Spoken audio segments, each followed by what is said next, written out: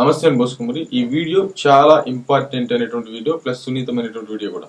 చిరంజీవి గారిని తెలుగుదేశానికి సంబంధించినటువంటి మీడియా గానీ సోషల్ మీడియా గానీ తీవ్రంగా ట్రోల్ చేసింది.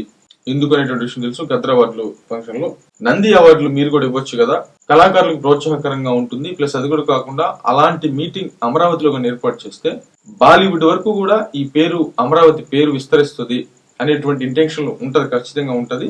ఎట్టనే ఖచ్చితంగా మేలే. ఇప్పుడు మామూలుగా వాళ్ళు గద్రాబాట్లు పెట్టారు, మొత్తం ఎంత పెద్ద పెద్ద యాక్టర్లు వచ్చారు, ఎంత పెద్ద లైవ్స్ వెళ్ళిపోయినాయి, ఎంత పెద్ద న్యూస్ అయింది. ఎందుకంటే సినిమా విధానం అంటే జనానికి కూడా ఆసక్తి ఎక్కువగా ఉంటుంది. నువ్వు ఒక అసెంబ్లీ సమావేశం చేస్తే 1000 మంది 2000 మంది వచ్చి చూస్తారు, కానీ అదే నువ్వు ఏదైనా అవార్డులు అంటే మాత్రం లైవ్ లోనే లక్షల మంది చూస్తారు. కాబట్టి జనంలో విపరీతంగా వెళ్తుంది. అది ఇక్కడే కాదు, విదేశాల్లో లేకపోతే వేరే వేరే రాష్ట్రాల్లో. ఎందుకనంటే వేరే రాష్ట్రాలకు సంబంధించినటువంటి వేరే ఊర్లకు సంబంధించినటువంటి సినిమా ఇండస్ట్రీ నుంచి కూడా పెద్దలు వస్తారు అక్కడికి. కాబట్టి అన్ని రాష్ట్రాల వాళ్ళు కూడా ఖచ్చితంగా చూస్తారు.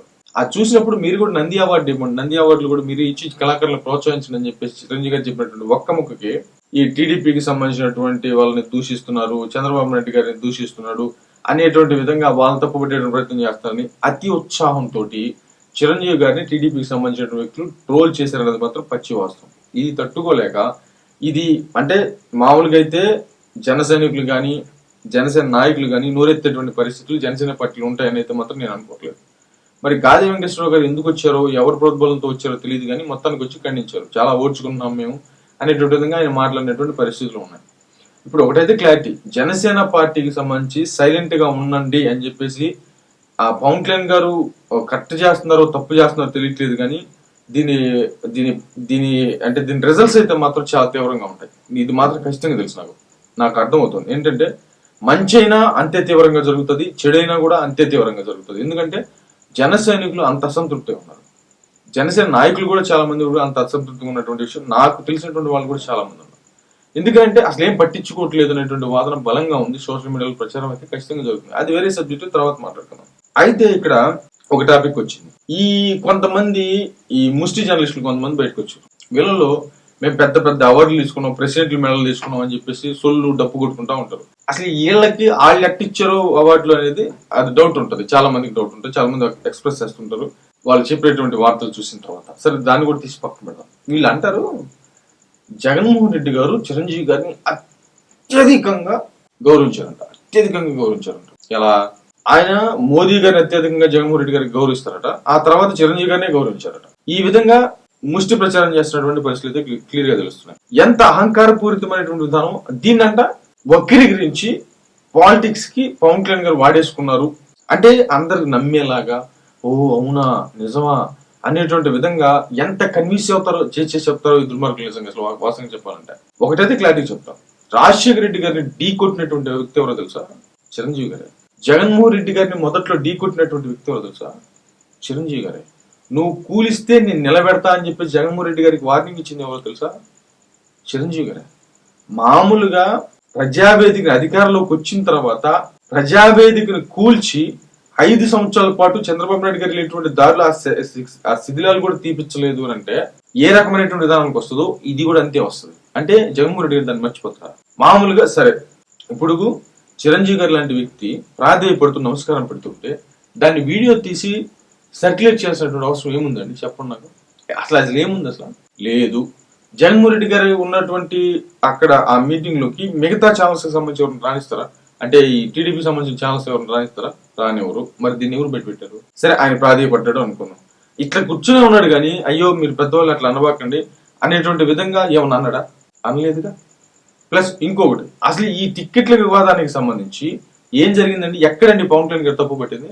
మామూలుగా అక్కడ సూపర్ స్టార్స్ రాజమౌళి గారు, మహేష్ బాబు గారు, ప్రభాస్ గారు, చిరంజీవి గారు, పెద్ద పెద్ద లెజెండరీస్, అసలు ఆస్కర్ అవార్డు ఇచ్చినటువంటి రాజమౌళి గారు ఉన్నారు. అలాంటి రాజమౌళి గారు అట్లాంటి పెద్ద టీము ని నడిపించారు. ఇది మెయిన్ పాయింట్. ఇది అందరూ మర్చిపోతారు. అంటే వీళ్ళు ఆ పాయింట్ తీసుకోవట్లేదు. ఆడకు పోయిన తర్వాత చిరంజీవి గారు ప్రాధేయపడ్డారు. అయ్యో మీరు పెద్దవారు అలా ఎందుకు చేస్తారండి, నేను అట్లా చిన్నవాడిని అనుభవంలో కూడా మీరు అట్లా అనొద్దు ప్లీజ్, నేను తప్పకుండా ఫేవర్ గా చేస్తాను ప్లీజ్ మీరంటే మా గౌరవం. ఆ ఒక్క ముక్క కూడా ఆయన మాట్లాడలేదు. మరి ఎక్కడ గౌరవించినట్టు? ఇప్పుడు మామూలుగా చిరంజీవి గారు ఒకసారి జగన్మోహన్ రెడ్డి గారిని కలవడానికి వెళ్తే నువ్వు రావద్దు అని చెప్తారా? సెలవు కప్తారు, ఎవరైనా ఆహ్వానిస్తారు, శత్రువులైనా ఆహ్వానిస్తారు. అలాగే జగన్మోహన్ రెడ్డి గారిని కూడా ఆయన సెలవు కప్పి అలాగే చేస్తారు. ఒక్కో టైంలో చిరంజీవి గారు జగన్మోహన్ రెడ్డి గారికి సపోర్ట్ చేయలేదా, కొన్ని పథకాల విషయంలో సపోర్ట్ చేయలేదా? అసలు ఈ వివాదం ఎందుకు వచ్చింది? పవన్ కళ్యాణ్ గారి సినిమా రేపు రిలీజ్ అనగా ఈ రోజు నైట్ జీవో రిలీజ్ చేశారు. ఈ రోజు నైట్ టికెట్ల ధరలు తగ్గిస్తున్నాం. ఎందుకు తగ్గించారండి? ఒక్క పవన్ కళ్యాణ్ గారిని టార్గెట్ చేయడానికి, పవన్ కళ్యాణ్ గారిని సినిమా విషయంలో దెబ్బ కొట్టడానికి, ఆర్థికంగా దెబ్బ కొట్టడానికి చేసినటువంటి కుట్రలో భాగంగా దాన్ని సినిమాని ప్రజలకి ఎంటర్టైన్మెంట్ ని తక్కువ ఖర్చు తెప్పిస్తున్నాము అనేటువంటి విధంగా ఆ కలర్ కోటింగ్ చేసినటువంటి విధానం తెలియదా? ఎవరికి తెలియదు? ఇది మీరు జర్నలిస్టులు అయ్యండి, ఇంతకాలం మీరు ఈ ఫీల్డ్ లో ఉండి ఆ విషయం మీరు గమనించలేరా? మీకు తెలియదా? మరి మీరు మీ వల్ల అసలు రాష్ట్రానికి కానీ, ఈ రాష్ట్రంలో ఉన్నటువంటి యువతకు కానీ, రాబడి తరాలకు కానీ నయా పైస ఉపయోగం ఉన్నట్ట, లేకపోతే మీ స్వార్థాల కోసం మీరు జర్నలిజాన్ని మీరు చంపేసినట్ట? వీళ్ళు మళ్ళీ పత్తి విత్తనాల్లాగా మళ్ళీ మిగతా ఛానల్స్, మిగతా న్యూస్ పేపర్లని వీళ్ళు తప్పుపట్టేటువంటి ప్రయత్నం చేస్తారు. ఎక్కడ చిరంజీవి గారిని గౌరవించింది? నడిపించారు. చిరంజీవి గారు తన స్థాయిని తగ్గించుకొని సినిమా ఇండస్ట్రీ కోసం టీంని కలెక్ట్ చేసి జగన్మోహన్ రెడ్డి గారి దగ్గరికి వెళ్ళి ప్రాధేయపడి ఆ టిక్కెట్లని వెనక్కి తీసుకుని వచ్చారు. ఆయన విన్నాడు. అంటే వీళ్ళందరూ వచ్చిన తర్వాత కొంత పెంచుకునేటువంటి వెసులుబాటు ఆయన కల్పించాడు. ఎంత ప్రాధేయపడి ఎంత వైరల్ అయిపోయిన తర్వాత మరి ఏమంటారు దాన్ని? ఈ అహంకారపూరితమైనటువంటి విధంగా జరిగింది అనేటువంటి విధంగా ఇలాగ కరెక్ట్ కాదని చెప్పేసి ప్రస్తావించారు, మాట్లాడారు. ఓకే, డన్, అయిపోయింది. ఇప్పుడు మళ్ళీ చిరంజీవి గారు ఇప్పుడు మాట్లాడితే అంటే అప్పుడు ఎవరు వాళ్ళ అధికారంలో ఉన్నారు. ఇప్పుడు అధికారంలో ఉంది ఎవరు? ఇప్పుడు సీఎం చంద్రబాబు నాయుడు గారు. అంతా మనకు తెలుసు. చిరంజీవి గారు మాట్లాడారు. అది కూడా లేకుండా విపరీతంగా ఇప్పుడు చిరంజీవి గారి మీద ట్రోల్ చేసినటువంటి పరిస్థితులు ఉన్నాయి, చేస్తున్నారు కూడా. మరి ఇది కూడా అహంకారం అంటే ఒక రకంగా చెప్పండి, ఇది కూడా అధికార అహంకారమైన. మరి అది అహంకారం అని చెప్పేసి అప్పట్లో టీడీపీ మాట్లాడింది కదా. మరి ఇప్పుడు చిరంజీవి గారు చెప్పినటువంటి మాటలు తప్పేంటి? అప్పుడు ఆయన తగ్గించుకున్నాడు, ఇప్పుడు ఆయన తగ్గించుకున్నాడు. అడిగాడు, సలహా ఇచ్చాడు. అసలు నోరెత్తడం పాపం అయిపోయింది, తప్పు అయిపోయిందా? మరి వాళ్ళ అధికారంలో ఉన్నప్పుడు అహంకారపూరితంగా వ్యవహరించారు జగన్మోహన్ రెడ్డి గారు చిరంజీవి గారి విషయంలో అని చెప్పి చంద్రబాబు నాయుడు గారు మాట్లాడారు కదా.